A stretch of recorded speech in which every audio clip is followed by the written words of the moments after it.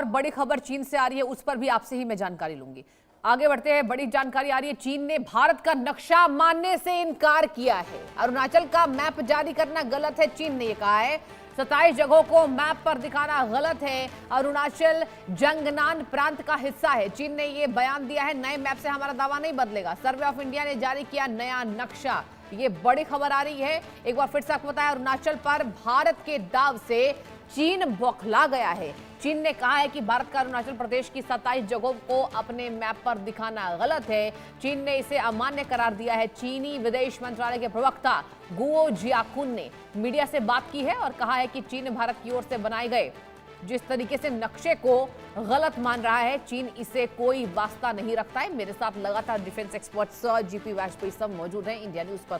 Sir, चीन की हिमाकत तो लगातार बढ़ती जा रही है और जिस तरीके से चीन ने भारत का नक्शा मानने से मना कर दिया है अरुणाचल के कुछ जगहों को लेकर, आप इसको कैसे देख रहे हैं और क्या भारत सरकार को जवाब देना चाहिए? सर मैडम, ये चीन का भारत के अरुणाचल प्रदेश के कुछ हिस्सों को जो भारत के मैप में सर्वे ऑफ इंडिया ने दिखाया हुआ है उसको ना मानना ये कोई पहली बार की घटना नहीं है। चीन बहुत समय से अरुणाचल प्रदेश पूरे को अपने हिस्सा मानता है, लेकिन इससे हमारे देश के रणनीतिकारों को, हमारी सरकार को किसी तरीके की चिंता करने की जरूरत नहीं है। और हम बहुत समय से अरुणाचल प्रदेश को भारत का एक अभिन्न अंग मानते हैं। और सबसे अच्छी चीज है, अरुणाचल प्रदेश के अपने जो वहाँ के निवासी हैं वो स्वयं भी भारत के साथ जुड़ा रहना चाहते हैं। इसलिए वहाँ पे आपने कभी भी ऐसी इंसर्जेंसी जो हमने पहले कश्मीर में दशकों पहले देखी थी वैसी कभी नहीं हुई, क्योंकि वो स्वयं भारत के साथ जुड़े रहना चाहते हैं और ये भारत का अभिन्न अंग है और रहेगा। बल्कि मेरी व्यक्तिगत सलाह तो ये होगी कि चीन के एम्बेसडर को विदेश मंत्रालय में बुलाकर भारत को अपनी तीखी नाराजगी व्यक्त करनी चाहिए, क्योंकि चीन अपनी विस्तारवादी नीतियों पे चलता चला जा रहा है। इसको रोकना बहुत ही आवश्यक है और ये निश्चित मान के चलिए कि अरुणाचल भारत का एक अभिन्न अंग है, बिल्कुल था और रहेगा। बिल्कुल सर। और देखिए सर, इस पहली दफा नहीं है कि जब जिस तरीके से चीन ने नक्शे को लेकर गलत बयानबाजी की है। आपने बिल्कुल ठीक कहा कि भारत को इस बाबत कड़ा संदेश देने की जरूरत है, क्योंकि लगातार पाकिस्तान और चीन की हिमाकत बढ़ती जा रही है भारत के खिलाफ। अब सर देखिए, ऐसे में जो नक्शा तैयार किया गया है, आपको याद होगा, अभी अभी बीते महीने की मैं बात करना चाहूंगी, जिस तरीके से अमेरिका में यहां भारतीय महिला ने चीन और पाकिस्तान दोनों को जवाब दिया था कि आप नक्शा गलत दिखा रहे हैं, जम्मू कश्मीर हमारा अभिन्न अंग है। अब ऐसे में आपको क्या लगता है कि एक बार फिर से यही करना होगा, यही दोहराना होगा, तभी सबक सीखेगा चाइना? नहीं, बिल्कुल आप सही कहते हैं। आपको याद होगा 1962 के युद्ध में चीन ने हमारी काफी जमीन, भले ही वो बिल्कुल बंजर जमीन थी, लेकिन उसमें काफी भूभाग में कब्जा करके रखा हुआ है। अक्साई चीन का भी भारत वाला हिस्सा पाकिस्तान ने उनको गिफ्ट किया हुआ है। तो ये सारी चीजें पूरी दुनिया को मालूम है और भारत को जो चीन इस तरीके की गैर जिम्मेदाराना हरकतें बार बार करता है, इसको विश्व पटल पे भी भारत को उठाना चाहिए और भारत को एक पुरजोर तरीके से इसका ऑब्जेक्शन करना चाहिए कि इस तरीके के दावे निराधार हैं, गलत हैं। बल्कि आपके पास हमारी बहुत से हिस्से हैं। हमने आपको सपोर्ट किया था जब तिब्बत को आपने अपने हिस्से में मिलाया था। ये पुराने हमारे रिश्ते रहे हैं अच्छे। आप अगर इस तरीके की हरकतें करते रहेंगे तो ये फिर भावी में आगे जाने वाले समय में हमारे रिश्तों में बड़ी खटास पैदा कर सकता है।